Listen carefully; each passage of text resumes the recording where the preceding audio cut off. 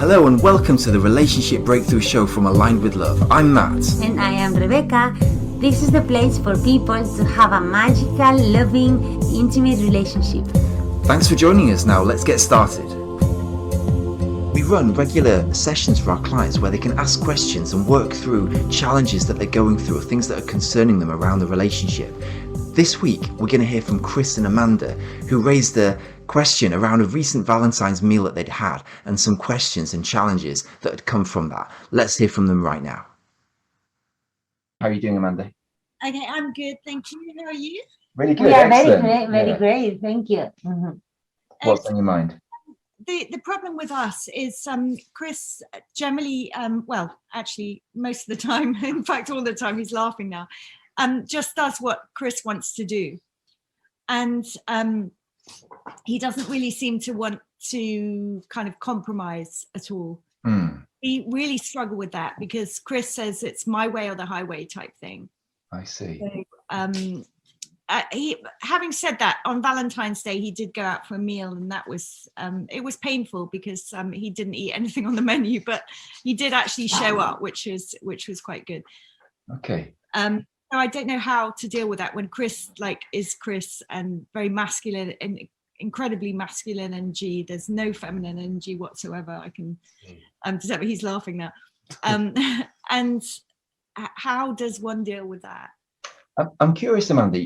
By the way, thanks for sharing, and Yes. thanks for recognizing that on Valentine's Day, you had a nice time, even though there was some issue about the menu. We'll maybe come back to that. But I'm curious, Amanda, when he, let's say he did organize something, or you did something for Valentine's Day, how did it go? I mean, how did you feel, and how did you react? Well, I told him if it was a first date, I wouldn't have had a second, in truth. But I mean, he turned up. It was quite difficult because literally he just wouldn't eat anything, and he had to get somebody. He was eating bread, and it's kind of, and that's overshadowed. But instead of me getting really grouchy, I actually let it flow over me. I wasn't stressed. So the positive point was I didn't get stressed about it. I just let it happen, and if he didn't want to eat it, that was okay. We'd just continue with the evening. Can I ask a question, Amanda, just on that? In terms of like what each of you had, I'm curious because you mentioned it a couple of times. In terms of what you had, Amanda, whose business would you say that is in terms of what you decide to choose on the menu and what you have for dinner? Well, it was my business, but it was a fancy restaurant and it was kind of expensive, and he just, I know it's his business, but it was slightly uncomfortable at moments with the staff. I'm just curious though, if it felt a bit uncomfortable, because you mentioned it a couple of times there. So what I'm hearing is it was a bit uncomfortable. I just wonder how that discomfort could have come through, in the conversation. Oh, it didn't come through in our conversation. I smiled and kind of got on with it. Okay, I see. But internally, I was kind of thinking, I really wish you'd choose something. I see. So internally you felt it, but as far as you're concerned, at least you didn't express that, or it didn't affect the mood or anything in the evening. Is that right? He's nodding, so I don't know what Chris has to say. Go on. No, it did, because I think Amanda has expectations of me to do what she does, or eat what she eats, and she knows that I have a very different kind of diet to what she has, so don't actually eat a lot of the things that she eats. So we do kind of have that problem, and I knew that it was going to be a problem as soon as I saw the menu. I see. How did it affect things, Chris? If I could ask that, Amanda's maybe, okay, she didn't, maybe, I don't know what she said or how you perceived that, but how did it affect you, the sense of, well, she's not happy with what I'm eating? How did that make you feel? I just felt like I was letting her down again, but there was nothing I could do about it. Right. And that sense of letting her down, what was the emotion that sort of came with that? Well, it just makes you feel like you're expected to do something, and you're expected to do something that you don't want to do to make someone else happy. Yeah, it's very hard to explain it. Very hard to explain it. Would you say it affected the atmosphere of the meal or not? And from your perspective, at least, Chris. Yeah, I think from mine it did, because I just felt I wasn't doing what she wanted, and I just felt like it was kind of letting her down a lot. I see. And when you feel that you're letting her down, and maybe it's not good enough on some level, does that make you more or less likely to want to do things with her next time? Well, less. And that's why we don't really do too much stuff, to be honest. I see. I'm curious, Amanda, what are you hearing so far? Well, Chris feels that I'm disappointed in him, and to some respects, I suppose during that meal that I was. But sometimes I feel that I make so many compromises for him and do so many things to please him that, perhaps sometimes he should do that for me. And that's where we struggle. That's probably that really is our biggest struggle. I see. Chris, I'm curious to know, was there anything in the restaurant that you would like to eat from the menu? So because it was a set menu, there was like 3 different things to choose from, and I couldn't eat any of them. So I actually spoke to the chef, and he did me a fillet steak and chips in the end. So I was happy with that. So for me, that was a really nice meal. Okay. And so Amanda, he had a nice meal, but you were not satisfied either. No, I had dressed up to the nines for this meal, and Chris had turned up in sort of a hoodie, I think he was wearing, and a shirt, and he hadn't really. It didn't appear to me that he had made an effort on a day that was very significant to me. I see. How did that make you feel, Amanda, when you were dressed up and you'd done your makeup and everything, and he hadn't made such an effort? How did that make you feel? Well, I felt like he didn't consider me, he doesn't consider me important in any way. And again, that's a key thing. I feel sort of as if I'm kind of a second thought or a last thought or somewhere below the dogs. So when you feel that you're not, maybe that he's not attracted to you in that way or something, or that you don't look special to him, is that fair to say? It's not really about that. It's just I don't know how he feels along those lines, but I just feel insignificant, full stop, to him. I see. It's sort of I see. And when you feel insignificant, Amanda, how do you then react differently, or how does that affect the way you communicate or the way you are together when you feel insignificant? It makes me feel sometimes really angry and upset, and then it does make me angry and upset, and then to feel like sort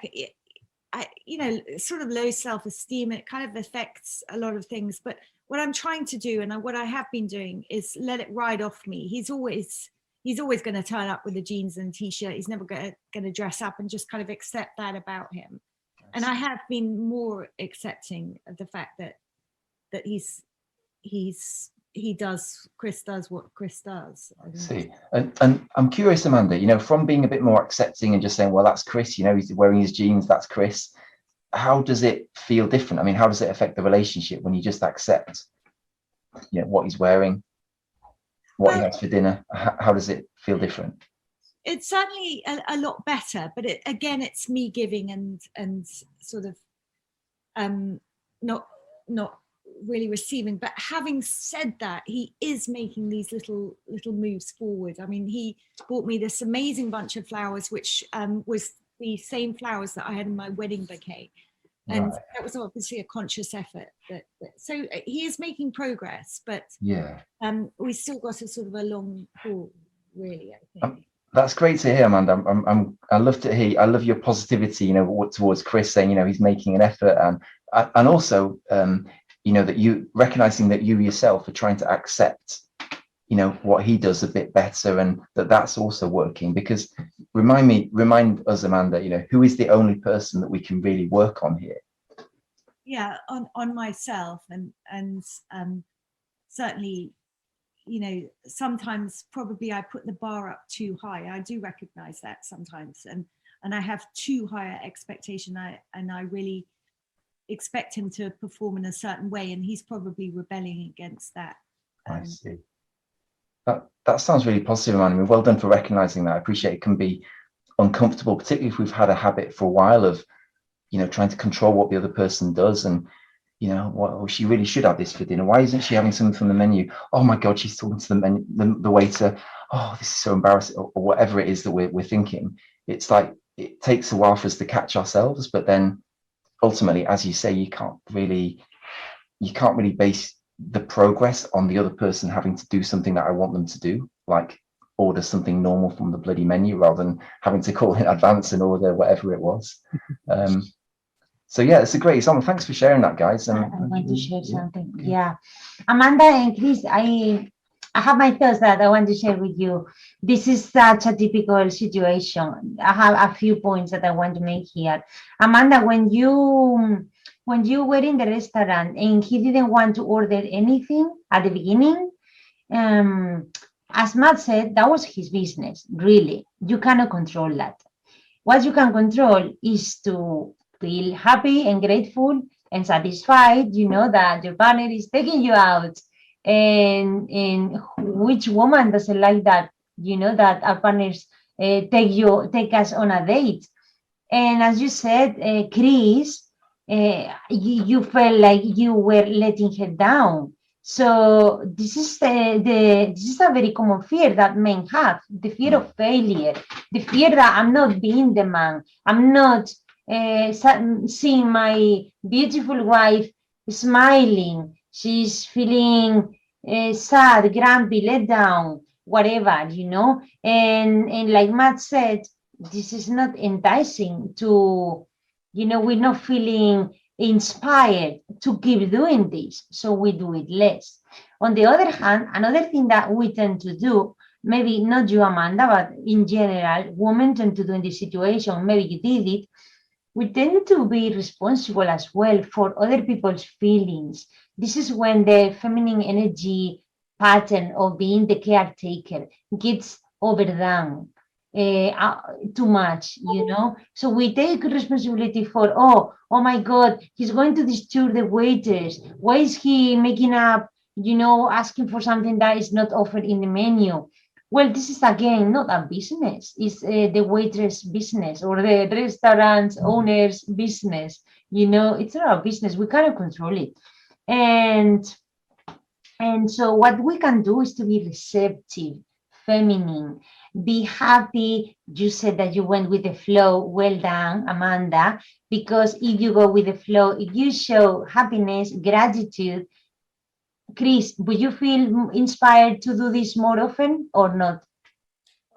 Yeah, I mean, it's the emotions that you were giving out there. I mean, you missed out the big one. I think was I felt she was embarrassed, and I think that was the biggest one that was sort of kind of made it not so good.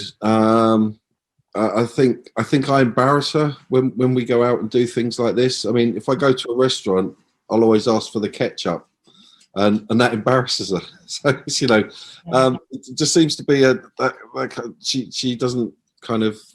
Yes, I think she needs to just loosen up a bit more. Amanda, what are you thinking when you feel embarrassed? By the way, would you agree with what Chris said? Yes, I do. And what were you thinking about when you were feeling embarrassed? Well, I was just thinking, well, come on, Chris, just get it together and just. Could you approach the microphone slightly, Amanda? No, but other people won't be able to hear. Could you just approach slightly? Yeah, we could hear you, Amanda. It just went a bit quiet. So can you say that again? I just thought, come on, Chris, just kind of fake it till you make it, and just okay.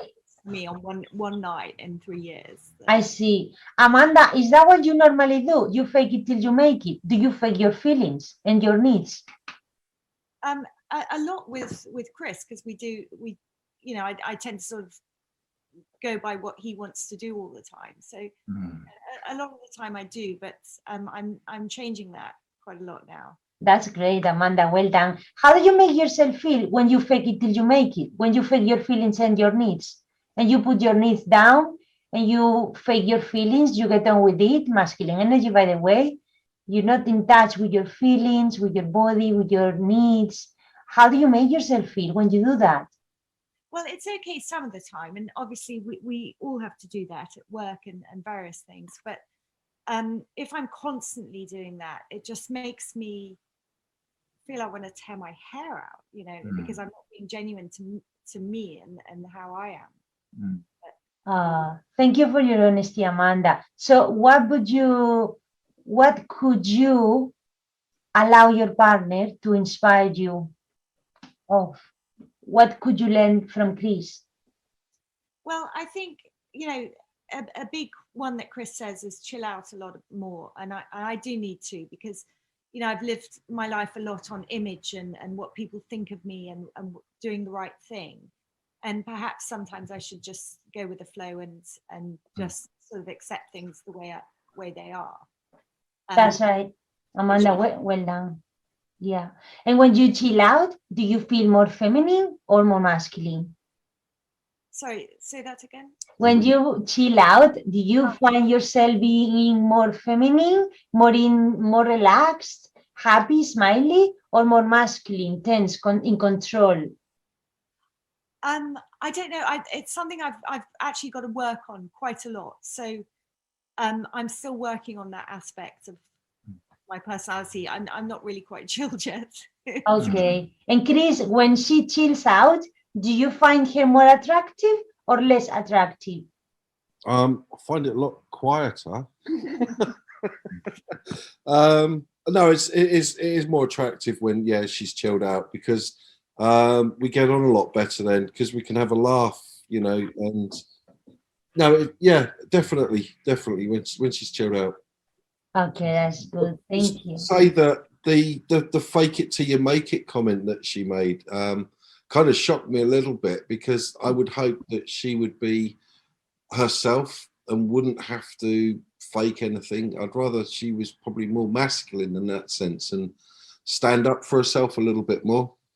That's a very good point, Chris, because when women feel not safe, and that means that there is an uncomfortable emotion that they're feeling, like could be embarrassed, it could be anything, you know. And what we do is to put on the mask to protect ourselves.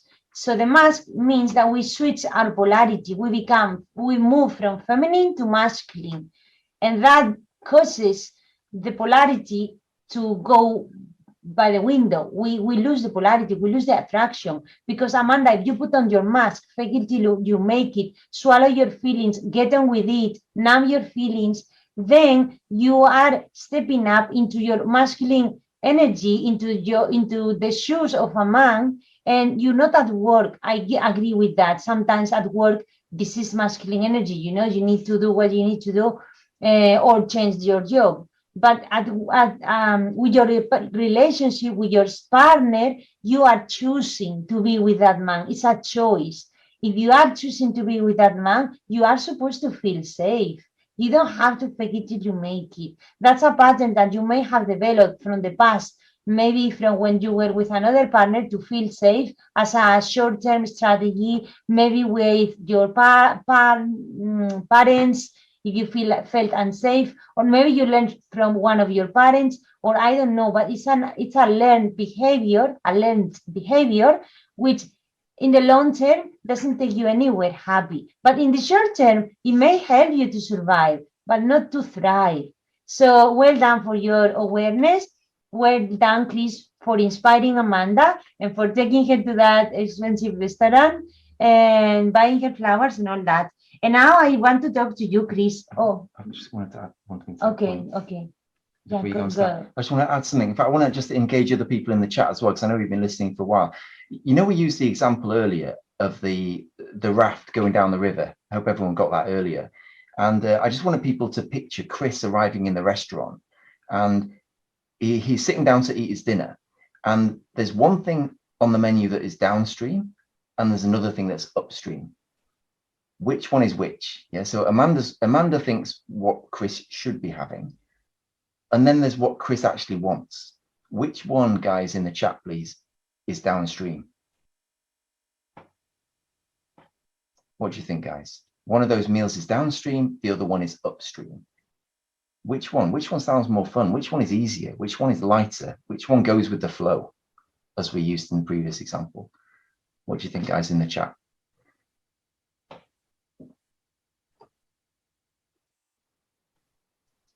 Who's going to get there first? Come on, guys. Which one of those meals is downstream in that river? The one Chris wants, or the one that Amanda wants Chris to have?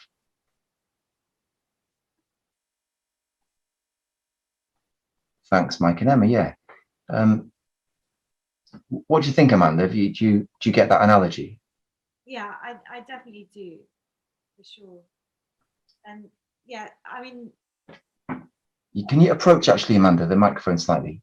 yeah, sorry. No, I definitely do that. And I put on a lot of pressure on Chris to behave in a certain way, and I should chill out and just go with the flow. I mean, well done, Amanda, for being so sincere and, recognizing. I appreciate your Great. recognizing that. Yeah. Now I'd like to talk to you, Chris. But to talk to you, I want to ask these ladies, Amanda, Emma, Georgia, Kaylee, Emma, and Janine. I need help. I'd like to ask you, ladies, do you feel more attracted to your partner and like you want to rip off his shirt when he takes you to a restaurant dressed in a cool, nice, like smart way, or like dressed like if you were going to B&Q? I need answers in the chat, please. Come on, ladies, help her out. Which one looks better? B&Q or Dressed to impress. okay. Yeah. Dressed to impress, first option. Good. Any more? How about you, Amanda? You can respond as well, obviously. The foot pays off. Chris, did you hear that? Pays off. Allow your imagination to flow. Dressed up. That's right. Smart fake effort. Oh, yeah, interesting. Oh, interesting. What is that? Make an effort. Okay, make an effort. Yeah, exactly. Chris, what are you hearing about B&Q here? Yeah, but I make jeans look good. It's that raw masculine cowboy look, is it, that you go for, Chris? Well, it was a nice pair of jeans and a really nice top. So. Okay, that's all for today. Thanks again for joining us, and please remember to subscribe and to leave us a review. Who could you share this episode with that needs to hear this message? Share this episode and remember that the quality of your relationship determines the quality of your life. See you on the next episode.